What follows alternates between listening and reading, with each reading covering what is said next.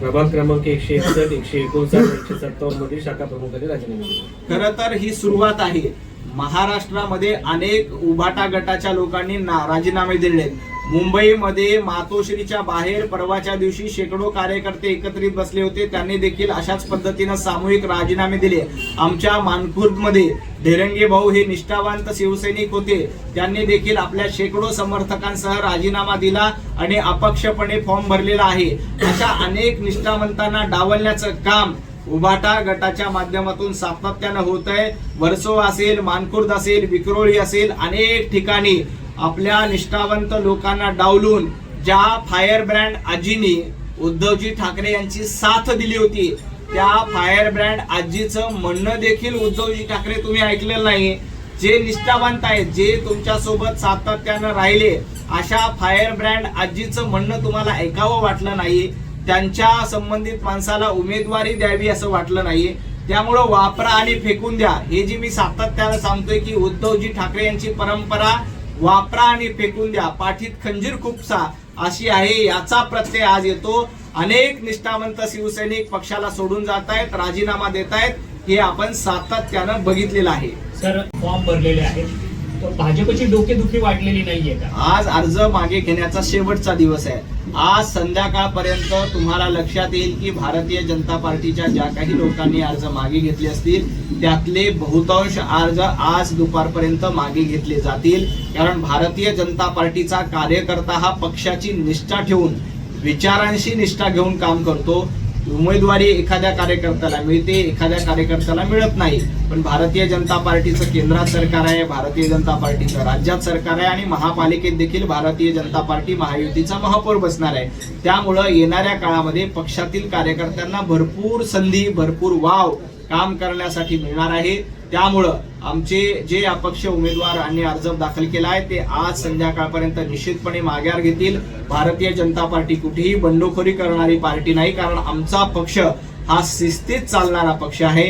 आमचा पक्ष विचारांवर चालणारा पक्ष आहे. आमचा पक्ष कार्यकर्त्यांवर चालणारा पक्ष आहे आणि या कार्यकर्त्यांच्या जोरावर आम्ही निवडणूक लढतोय आणि आम्हाला खात्री आहे की जे बंडखोर आहेत ते माघार घेतील आणि या महापालिकेच्या निवडणुकीत आम्ही 29 पैकी 29 महापालिका जिंकू. काय असतं हे माझ्यापेक्षा संजय राऊतांना जास्त माहिती आहे. मध्यंतरी आमच्या एका माता भगिनीला फोनवरून कशा पद्धतीनं धमकी दिली होती, तुमची कॉलर पकडतो, तुला जगणं हरामी करतो, अशा पद्धतीचा अश्लील शिवीगाळ फोनवरून एका माता भगिनीला देणं हे संजय राऊतांनी केलेलं कृत्य होतं. त्यामुळं धमकी देण्याची सवय संजय राऊतांना जास्त आहे. भारतीय जनता पार्टीला धमकी देण्याची गरज नाही. कारण आम्हाला जनतेचे आशीर्वाद मिळवायचे, जनतेची सेवा करायची. आम्हाला जनतेचा मेवा खायचा नाही, जनतेची सेवा करून त्यांचे आशीर्वाद मिळवणे ही आमची परंपरा आहे. तर धमकावणं, लोकांकडनं खंडणी वसूल करणं ही उभाटा गट आणि संजय राऊतांची परंपरा आहे. दाई ढोले देखील आमच्या निष्ठावान कार्यकर्त्या आहेत. त्यांना देखील पक्ष विनंती करतोय, दिव्याताई देखील उमेदवारी माघारी घेतील, याच्यामध्ये अजिबात शंका नाही. हा विचारांवर चालणारा पक्ष आहे. काही ठिकाणी अन्याय होतो, परंतु अन्यायाला न्यायामध्ये परिवर्तन करण्याचं काम भारतीय जनता पार्टीच्या माध्यमातूनच केलं जातं. देवेंद्रजी फडणवीस साहेब कार्यकर्त्यांसाठी उपलब्ध असलेले मुख्यमंत्री आहेत. आमचे प्रदेशाध्यक्ष रवींद्र चव्हाणजी साहेब सातत्यानं सगळ्यांशी संपर्क करतात. मुंबईमध्ये अमित साटमजी, आशिष शेलारजी हे देखील कार्यकर्त्यांच्या संपर्कात आहेत. त्यामुळे जास्तीत जास्त ठिकाणचे अपक्ष उमेदवार मागे घेतले जातील. कार्यकर्ते नाराज असतील तर त्यांची नाराजी निश्चितपणे दूर होईल. की मी निवडणूक लढणार म्हणून आणि भाऊ कसे त्यांच्या पोस्ट सगळे पाहायला मिळतात. नाही, या संदर्भामध्ये भारतीय जनता पार्टीचे वरिष्ठ नेते नक्कीच निर्णय घेतील की त्याबद्दल काय करायचं आहे. आज संध्याकाळपर्यंत थांबा.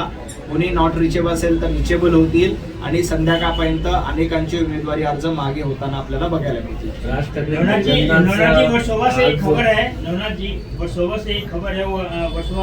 ठाकरेंच्या बाबतीत उद्धवजी ठाकरेंचं धोरण वापरा आणि फेकून द्या असंच राहणार आहे. आपल्या स्वतःच्या भावाला सत्तेमध्ये वाटा मिळू नये म्हणून 2008 साली उद्धवजी ठाकरेंनी घराबाहेर काढलं. आपल्या स्वतःच्या भावाला आपल्या पक्षप्रमुख पदावर वाटा मिळू नये म्हणून राज ठाकरेंना बाहेर ठेवलं. हे संजय राऊतांमुळे झाले, उद्धवजी ठाकरे तुमच्यामुळे झाले. राज ठाकरे यांचा स्वाभिमान दुखवण्याचं काम राज ठाकरेंना वंदनीय हिंदू हृदय सम्राट बाळासाहेब ठाकरे यांच्यापासून दूर करण्याचं काम उद्धवजी ठाकरे तुम्ही केलं होतं. आणि आदित्यजी ठाकरे तर असं म्हणाले होते की हा संपलेला पक्ष आहे, संपलेल्या पक्षावर मी बोलणार नाही. पण नियतीचा खेळ बघा, त्याच संपलेल्या पक्षाच्या प्रमुखाच्या दारामध्ये जाण्याची तुम्हाला वेळ आली. जो 2017ला जेव्हा मुंबई महापालिकेच्या निवडणुका झाल्या, राज ठाकरे यांचे 7 नगरसेवक निवडून आले. ते 7 नगरसेवक फोडण्याचं पाप कुणी केलं होतं संजय राऊत, याचं उत्तर द्या. उद्धवजी ठाकरे, तुम्ही आपल्या भावाचे 7 नगरसेवक फोडले होते. मनसेचे 7 नगरसेवक फोडून उबाटा गटामध्ये घेण्याचं काम तुम्ही केलं होतं. महाराष्ट्रामध्ये पक्ष फोडण्याची परंपरा जर का कोणी सुरू केली असेल पहिल्यांदा, तर त्याचं क्रेडिट, त्याचं श्रेय हे उद्धवजी ठाकरे आणि संजय राऊत यांना जाते. आज राज ठाकरे यांच्याबद्दल पुळका आला, परंतु माझी सन्माननीय राज ठाकरे यांना देखील विनंती आहे की पाठीमध्ये खंजीर खुपसण्याची परंपरा उद्धवजी ठाकरे यांची आहे. 2017ला तुमचा पक्ष फोडून तुमच्या पाठीमध्ये खंजीर खुपसला. 2019ला महायुतीमध्ये लढले, देवेंद्रजींच्या पाठीमध्ये खंजीर खुपसला. मुख्यमंत्री पदासाठी काँग्रेस आणि राष्ट्रवादीच्या मांडीला लावून बसले. आता देखील राज ठाकरे तुम्हाला सोबत घेतायत. उद्या कदाचित तुमच्या पाठीमध्ये खंजीर खुपसायला देखील हे कमी करणार नाही. त्यामुळं मनसैनिकांनी देखील सावध राहिलं पाहिजे. भोसाळकरांचं उदाहरण आहे. तिकडे संभाजीनगर मधले सुद्धा आपण राणे जे होते भाजपमध्ये ते मोठ्या प्रमाणावरती यांच्या बायकोला अनेक ठिकाणी असं झालेलं आहे की कार्यकर्त्या वर्षानुवर्ष काम करतायत, परंतु त्यावेळेला आपल्याला ती जागा जिंकणं महत्वाचं असतं. त्या जिंकण्याच्या दृष्टिकोनातून, कारण आपल्याला 150च्या आसपास जागा जिंकायच्या आहे. मुंबईमध्ये महायुतीचा महापौर बसायचा, त्याचा विचार करून पक्ष नेतृत्वाने निर्णय घेतलेला असतो. आता या निर्णयामध्ये काही कार्यकर्त्यांवर अन्याय होतो, परंतु हा अन्याय दूर करण्याची जबाबदारी पक्षाची असते. आमचा पक्ष हा कार्यकर्त्यांचा पक्ष आहे. आमचा पक्ष काय कुटुंबाचा पक्ष नाही की वडील राष्ट्रीय अध्यक्ष, मुलगा प्रदेशाध्यक्ष, त्याचा नातू जिल्हाध्यक्ष, ही परंपरा भारतीय जनता पार्टी नाही. इथं चहा विकणारा सर्वसामान्य मुलगा देशाचा पंतप्रधान होऊ शकतो. देवाभाऊ सारखे बूथ प्रमुख राज्याचे मुख्यमंत्री होऊ शकतात. आमचे रवींद्र चव्हाण साधे युवा भाजपचे अध्यक्ष होते, ते राज्याचे प्रदेशाध्यक्ष होऊ शकतात. चंद्रशेखरजी बावनकुळे ग्रामपंचायतची निवडणूक लढले, तिथून राज्याचे प्रदेशाध्यक्ष झाले. हे भारतीय जनता पार्टीचं धोरण आहे. बावनकुळे साहेबांचं 2019ला तिकीट नाकारलं, त्याच आदरणीय बावनकुळे साहेबांनी 2024ला एबी फॉर्मवर सगळ्यांच्या सह्या केल्या आणि ते राज्याचे प्रदेशाध्यक्ष झाले. 2019ला ते नाराज झाले म्हणून त्यांच्यावर अन्याय झाला आणि 2024ला ते प्रदेशाध्यक्ष झाले म्हणून त्यांना आनंद झाला का? तर ती त्या वेळेचीच परिस्थिती असते. त्या परिस्थितीनुसार निर्णय घ्यावा लागतो. जे संयम ठेवतात त्यांना हा पक्ष दखल घेतो. त्याचं उत्तम उदाहरण म्हणजे आदरणीय विनोदजी तावडे, चंद्रशेखरजी बावनकुळे या संपूर्ण कार्यकर्त्यांच्या पाठीशी पक्ष निष्ठेने उभा राहतो, हे देखील महाराष्ट्राने बघितलंय. त्यामुळं आपल्या माध्यमातून सगळ्या उमेदवारांना माझं आव्हान आहे की भारतीय जनता पार्टी ही असा पक्ष आहे की जो कार्यकर्त्यांचा पक्ष आहे. हा नेत्यांचा पक्ष नाही, हा कुटुंबाचा पक्ष नाही, एका याचा पक्ष नाही. हा सर्वसामान्य जनतेचा आणि कार्यकर्त्यांचा पक्ष आहे. त्यामुळं त्याच्या पक्षाच्या विचारधारेवर विश्वास ठेवून आपण निर्णय घ्या. आपल्याला माहिती आहे पक्ष आपल्या सर्वांची काळजी घेईल. मुंबईमध्ये 4 वाजल्यानंतर नाही, 10 वाजल्यानंतरचे सीसीटीव्ही फुटेज तपासा. कर नाही तो डर नाही. आम्ही काहीही चुकीचं केलं नाही, त्यामुळं घाबरून जाण्याचं कोणालाही कारण नाही. संजय राऊत सातत्यानं खोटं बोलणं, खोटे आरोप करणं याच्यामध्ये ते एक्सपर्ट आहेत. रोज उठायचं, खोटं नरेटिव्ह सेट करायचं ही संजय राऊत यांची परंपरा आहे. त्यामुळे त्यांना अशा पद्धतीची सवय आहे. 4 वाजल्याचं नाही, रात्री 10 वाजेपर्यंत सीसीटीव्ही फुटेज चेक करा, त्याच्यामध्ये काहीही गैर सापडणार नाही. संजय राऊतांना असं वाटतंय की लोकांमध्ये थोडा संभ्रम निर्माण करायचा, लोकांमध्ये थोडंसं कन्फ्युजन निर्माण करायचं, कारण आपण लोकांना कन्व्हिन्स करू शकत नाही तर कन्फ्यूज तरी करूया. हे कन्फ्यूज करण्याचा प्रयत्न संजय राऊत यांच्याकडनं सुरू आहे, परंतु जनता कन्फ्यूज होणार नाही. जनता मुख्यमंत्री देवेंद्रजी फडणवीस साहेब, एकनाथजी शिंदे साहेब यांच्या पाठीशी भरभक्कमपणे ठामपणे उभी आहे. विधानसभेला देखील अशाच पद्धतीनं कन्फ्युजन निर्माण करण्याचा प्रयत्न संजय राऊतांच्या माध्यमातून, उभाटा गटाच्या माध्यमातून केला होता, परंतु त्याचा काहीही उपयोग झाला नाही. आता जरी कितीही कन्फ्यूज करण्याचा प्रयत्न केला तरी त्याचा काही उपयोग होणार नाही.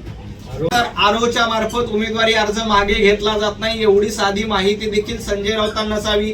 जोपर्यंत उमेदवार ठरवत नाही, जोपर्यंत उमेदवार स्वाक्षरी करत नाही, तोपर्यंत उमेदवारी अर्ज मागे घेतला जात नाही, हे देखील संजय राऊतांना माहीत नसावं याचं मला जास्त नवल वाटतं. संजयजी राऊत, आपण आतापर्यंत 5-6 निवडणुका लढलेला आहात. भलेही मागच्या दारानं काय होईना, परंतु आपण फॉर्म भरलेला आहे. आपल्याला माहित आहे की जोपर्यंत उमेदवार स्वाक्षरी करत नाही तोपर्यंत फॉर्म मागे घेतला जात नाही. विनाकारण खोटं बोलायचं, विनाकारण संभ्रम निर्माण करायचा, ही तुमची परंपरा आहे. कृपया तसं करू नका. आपण ही 5-5 निवडणुकीमध्ये फॉर्म भरलेले आहेत. भले ती राज्यसभेत लोकातून तुम्ही आला नाहीत, लोकातून निवडून येण्याची हिंमत संजय राऊतांनी आजपर्यंत दाखवली नाही. तर संजय राऊतांमध्ये हिंमत असते आणि एकदा तरी जनतेमधून निवडून सामोरं जायला असतं. भले विजय होईल, पराभव होईल, परंतु लोकांच्या जनतेच्या निवडणुकीला तुम्ही सामोरं गेला नाहीत, हे देखील महाराष्ट्राने बघितले. त्यामुळे विनाकारण खोटं पसरवू नका.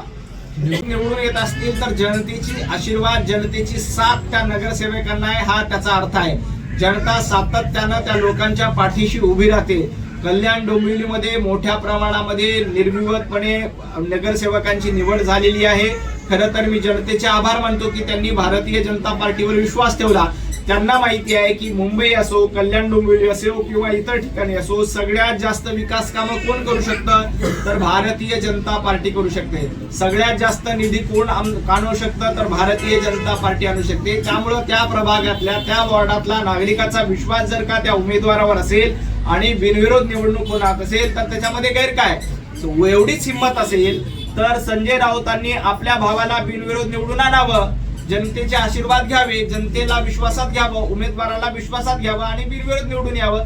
त्याच्यामध्ये गैर काय आहे. संजय राऊतांचं हिंदुत्व काय तर औरंगजेब फॅन क्लबचा उदो करणं हे संजय राऊतांचं हिंदुत्व आहे. अफजल खानाच्या कबरीचा उदो करणं हे संजय राऊतांचं हिंदुत्व झालेलं आहे. नमाज स्पर्धा घेणं हे संजय राऊतांचं हिंदुत्व झाले. त्यामुळे संजय राऊतांनी हिंदुत्वाच्या गप्पा करू नये. त्यांनी आता आपली सगळी मदार राशीद मामूच्या पाठीशी घातली. कोण राशीद मामू?